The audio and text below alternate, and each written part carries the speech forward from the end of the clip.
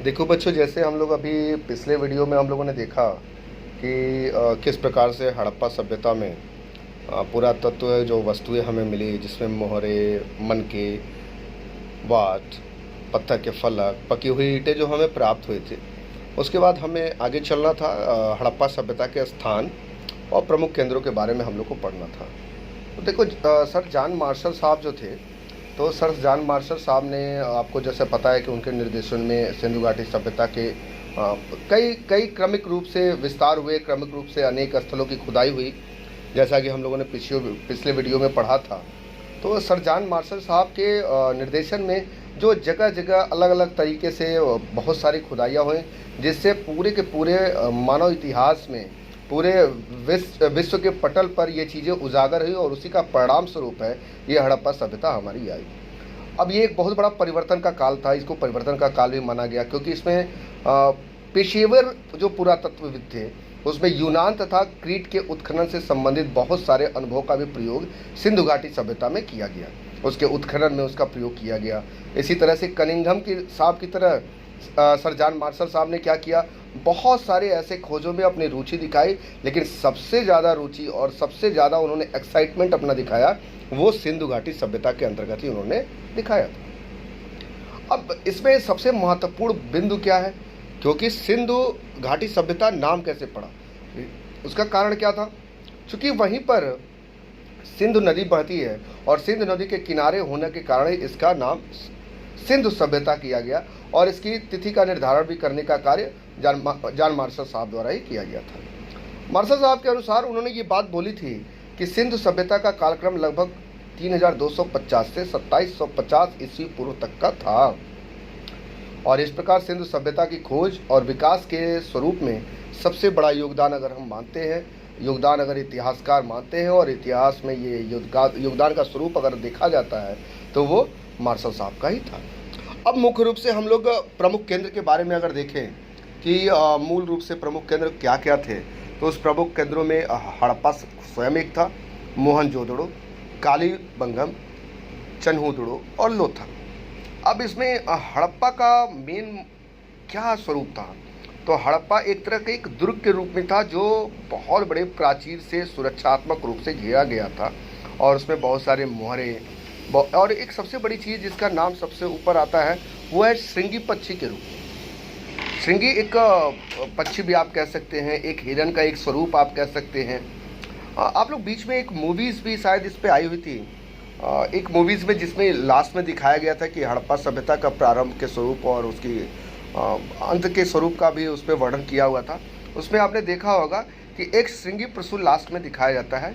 तो चूँकि जो मैंने अभी बताया कि चित्रकला के रूप में था, जो भी लिपियाँ थी वो चित्र के रूप में थी, तो उस चित्र के रूप में ही वो श्रृंगी पशु अंकित था, जिसकी वजह से ये पता गया।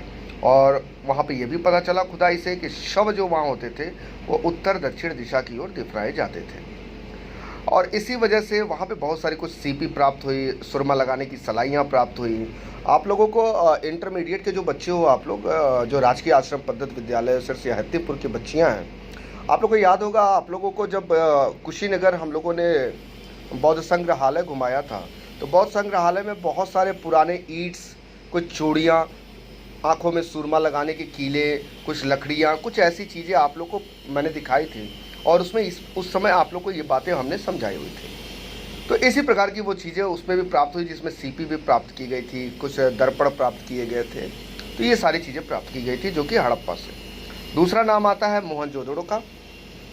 अब मोहनजोदड़ो का एक वास्तविक अर्थ अलग, एक शाब्दिक अर्थ निकाला जाता है, जिसका अर्थ होता है मृतकों का टीला, जिसमें सभागार पाए गए, कांसे की नर्तकियाँ पाई गई, कुछ आवास पाए गए, सीपी की बड़ी पटरिया, और जो सेलखड़ी नामक पत्थर की मैंने बोला था, तो वो सेलखेड़ी से बना पुरोहित का धड़ भी वहाँ से प्राप्त हुआ था।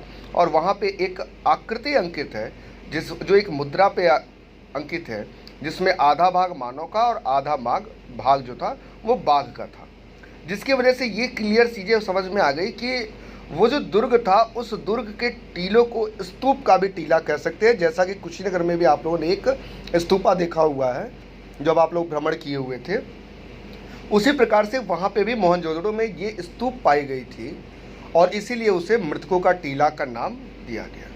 तीसरा जो जगह मूल रूप से प्रमुख केंद्र जो के रूप में जो उभर के सामने आया वो कालीबंगन था। कालीबंगन जिसका अर्थ होता है काले रंग की चूड़ियाँ। अब वहाँ की खासियत क्या थी? क्योंकि वहाँ पे चबूतरे जो थे, जो ईंटों से निर्मित थे, जो चबूतरा थे, घर थे, कुएँ थे, बहुत सारी चीज़ें वहाँ प्राप्त हुई। सबसे बड़ी चीज़ कि सभी के सभी समानांतर चतुर्भुज के रूप में थे। और ईंट जो थे वो सारे ईंट पे नक्काशियाँ की गई थी। सबसे बड़ी चीज़ शल्य चिकित्सा के भी कुछ साक्ष्य वहाँ प्राप्त हो गए थे, और जहाँ एक बच्चे की खोपड़ी वहाँ मिली हुई थी। अब उस जो बच्चों की खोपड़ी मिली उसमें सबसे बड़ी बात, उसमें 6 छेद पाए गए थे, इसमें जल कपाली या मस्तिष्क शोथ की बीमारी का पता चलता है। तो इससे ये पता चला गया कि निश्चित रूप से शल्य चिकित्सा में उस समय वो हड़प्पा सभ्यता उन्नत था, और तभी ये चीज़ें पाई गई। और इस प्रकार से कालीबंगन मुख्य रूप से प्रमुख केंद्र के रूप में उभरा। फिर चन्हुदड़ो का नाम आता है, जो कि प्राक हड़प्पा संस्कृति माना जाता है, यानी कि कुछ झूकर झांगर संस्कृति बोला जाता है उसे, तो जिसके अवशेष मिले हैं। वैसे चन्हुदड़ो में किसी भी प्रकार की कोई किले की साक्ष्य नहीं मिले, किलेबंदी के साक्ष्य नहीं मिले। हाँ, जला हुआ एक कपाल, 4 पहियों वाली गाड़ियाँ, कुछ मिट्टी की मुद्राएं मिली थीं, और कुछ मछलियों का आकार उस पर अलंकृत किया हुआ, कुछ इस तरह प्रकार की चीज़ें, और एक ईंट पर कुछ कुत्ते और बिल्ली के पंजों के निशान पाए गए थे, तथा मिट्टी के मोर की आकृति पाई गई थी। तो वास्तविक रूप में कहा जाए तो ये केवल पुरा स्थल के रूप में निकला, जहाँ से वक्राकार ईंटें मिली हुई थी।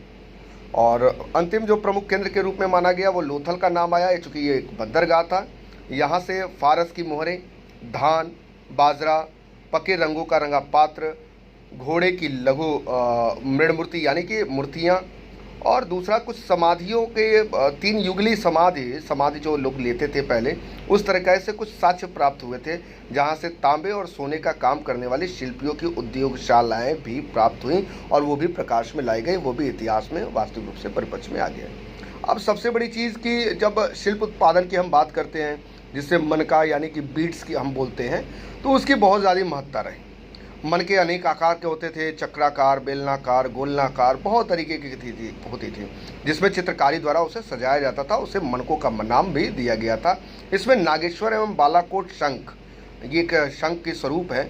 नागेश्वर एवं बालाकोट शंख से बनी वस्तु का निर्माण मूल रूप से उसके विशिष्ट केंद्र के रूप में माना गया। अब जब मनकों के निर्माण का बात होता है, किस रंग का था, तो कार्नियल, जैस्पर, स्फटिक, पकी हुई मिट्टी, क्वार्ट्ज, फ्वांस तथा सिलखेड़ी, इन सबसे उसका प्रयोग मूल रूप से किया गया था, जो कि धातुओं में तांबे, कांसे, सोने और उसके उपयोग से ये मनके बनाए जाते थे। अब इसके बाद हम हड़प्पा सभ्यता के व्यापार, उसके व्यापारिक संबंध और हड़प्पा सभ्यता की सामाजिक व्यवस्था, इसके बारे में हम अगले वीडियो पढ़ेंगे। हम छोटे छोटे वीडियो बना रहे हैं ताकि आप आसानी से उस चीज़ों को समझ सकें, और जिस पॉइंट्स पे आपको कहीं से कुछ कन्फ्यूज़न होगा बच्चों, आप लोग कमेंट्स में ज़रूर लिखिएगा। उस कमेंट्स को देख के फिर उसका उत्तर आपको दिया जाएगा। मैं कोशिश करूंगा कि उन सभी कमेंट्स को भी एक छोटी सी वीडियो बना के आप लोग को अपलोड करूं, ताकि आप आसानी से समझ सकें। ओके, धन्यवाद।